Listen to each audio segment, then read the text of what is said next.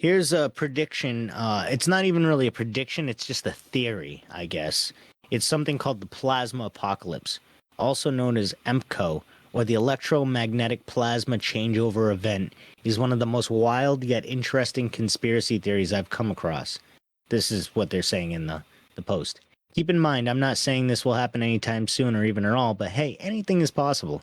According to the proponents of this theory, sometime in the future, there will be a celestial event that triggers a portal to open up in the sky. Supposedly, this event is cyclical and has happened before in the ancient past. Some say this event is what destroyed Atlantis. The portal is a plasma vortex above the North Pole that leads to higher realms. However, the vortex can only connect with our realm when Earth's electromagnetic field is down. Supposedly, our planet's protective shield will temporarily dissipate after we experience a pole shift. Scientists say pole shifts happen all the time and they can weaken our EMF by up to 90%. According to NASA, pole shifts occur about every 200,000 to 300,000 years. However, it's been more than twice that long since the last one took place. Apparently, we are way overdue for such an event. Some archaeologists claim a pole shift once destroyed a global civilization. So when will the next one happen? No one knows. However, there is a magnetic anomaly in the South Atlantic that's growing bigger and bigger. Some say this is a sign that another pole shift is imminent. I think we've talked about that, actually. Yep. Well, the South Atlantic anomaly. Yeah, literally. It's literally, we just, I think, talked about that on one of the last couple episodes. While a pole shift is totally realistic, the idea of a portal opening up in the sky sounds very far-fetched. However, a similar concept is referred to in both the Quran and the Bible. They say during the apocalypse, the heavens will recede like a scroll being rolled up. This theme is also present in many television shows. For example, in Gravity Falls, there is an apocalyptic event known as Weirdmageddon that begins after an interdimensional rift opens up in the sky. Otherworldly creatures pour out, and the laws of physics begin to unravel. And I just want to throw this one out there. This kind of sounds like, two things now that I'm thinking about it. The one that I just thought of, Spider-Man No Way Home. Remember when the portal opens up at the end and all the people are breaking through to that reality? Witcher. Yeah, it's basically like a tear in reality. And have you ever seen Bender's Big Score? No. Futurama, the movie? No. So at the very end of the Futurama movie and Bender's Big Score, spoiler alert for it, it was a 2008 movie, so I think I'm well within my time. The whole movie, Bender has been traveling back and forth in time because he, I guess Fry has on his ass a tattoo that has the binary secrets to time travel. And if Bender reads the binary code, he's able to create a portal in time space and travel back in time. So then he has to wait in the basement and then come back to the future with all the shit that he was supposed to have, like all the ancient treasures that he was stealing for these scheming aliens. So at the end of the movie, Bender basically what do you call it? He stops all of his selves from going into the future or getting out at their respective times, and because of that, it causes a literal tear in reality. But now that I'm thinking about it, both of the things that I mentioned are more of tears in reality and less of like polar magnetic shifts causing tears in reality. Sounds cool. Yeah. EMCO believers claim the absence of our electromagnetic field will temporarily cause zero gravity again. This sounds far-fetched, but now some physicists think gravity might be an aspect of electromagnetism. So far, there is no theory that can fully explain how gravity works. The name Gravity Falls seems to imply zero gravity. The protagonist named Dipper also seems to hint at the location of the portal. He's nicknamed after his birthmark that resembles the Big Dipper. The constellation points to Polaris, which hangs right above the North Pole. So they're getting into Gravity Falls right now. There's a lot of, for people that don't know, Gravity Falls was a Cartoon Network show. It was pretty good, and there was a lot of like crazy, like like monster of the week type stuff, but a lot of like symbolism in it, like Masonic symbols and like conspiracy symbols. It was pretty interesting. According to MCO theorists, during zero gravity, things are not secure to the ground, will begin to float and get sucked into the portal. They say this is the real rapture, an end times event preached by some Christians where believers are taken up into heaven. The Futurama movie also seemed to predict the plasma apocalypse. Hey, I just said that. Once again, there's a rip in the sky acting That's as awesome. an interdimensional gateway after the main characters go on an expedition to investigate it. They learn the laws of electromagnetism change when you get near it. That's crazy. The protagonist Fry ends up being sent into the rip and discovers the beast with a billion backs, a colossal one-eyed tentacle creature made of a substance known as electromatter. The beast awakens and begins invading Earth by forcing its appendages through the portal. Supposedly, MCO plasma streams will come out of the vortex and spiral around the Earth looking for places to ground itself. Some of these streams will find human hosts. Similarly, the beast, which resembles a giant plasma ball, attempts to attach itself to everyone. They say some plasma stream will attach itself to non-living hosts, reanimating the dead, bringing machines and other inanimate objects to life. A scene in Ghostbusters seems to depict this when a portal opens and spirits possess corpses and even a giant corporate mascot. I didn't even think about that part either. That's with it too. But anyways, after encountering the beast, Fry returns to Earth with a tentacle attached to his neck. He tells everyone to love the tentacles and become the pope of religion that worships them. The theme of the tentacles controlling people's minds is in many other movies. Supposedly, these plasma streams will erase their host's memory.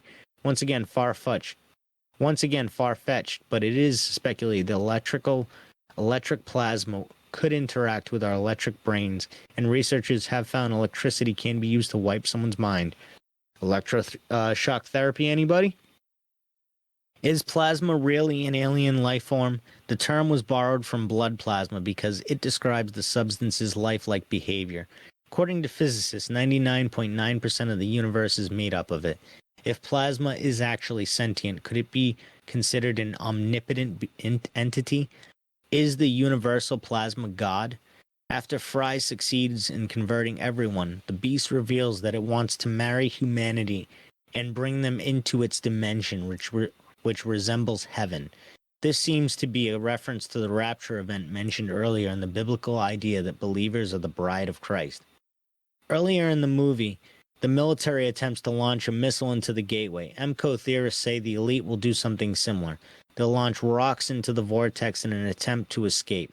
Supposedly, the opening of the portal gives humanity a chance to ascend.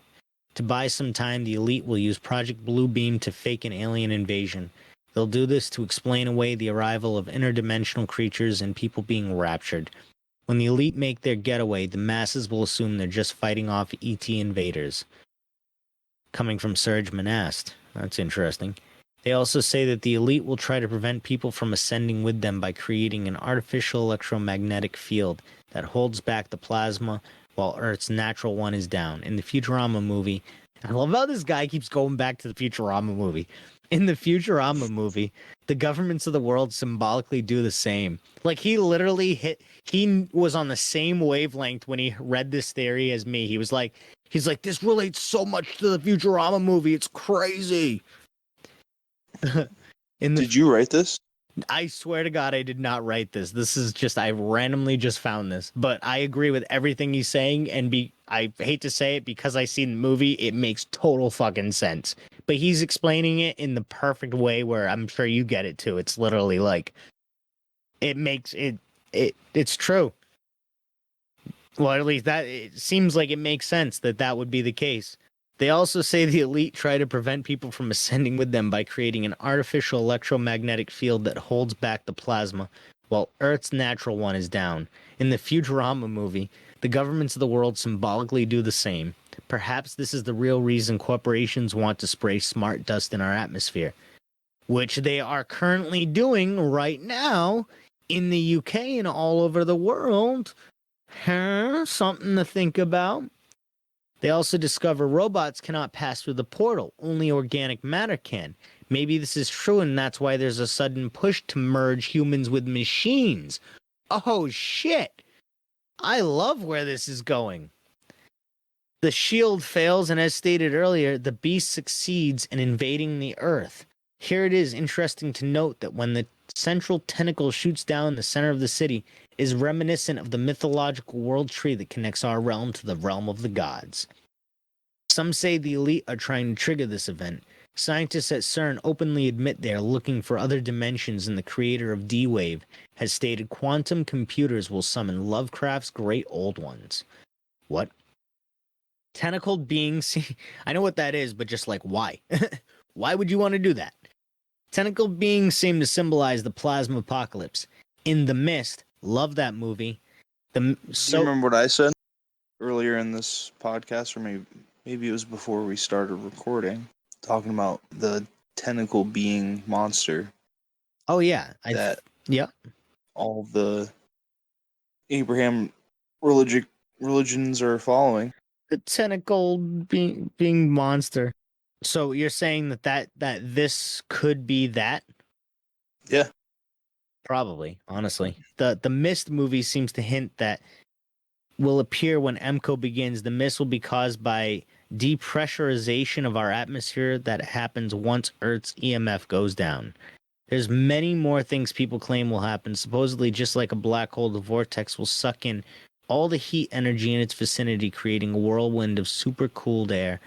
The whirlwind will evolve into a massive storm that flash freezes everything in its path. They say most of the world's water will get sucked into the vortex.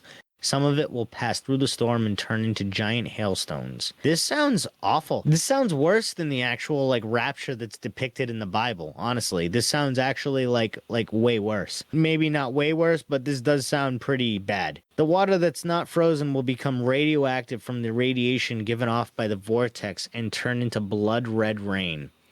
The climax of the plasma apocalypse, even larger plasma beams will begin striking the earth like lightning, carving out new canyons and pulverizing mountains.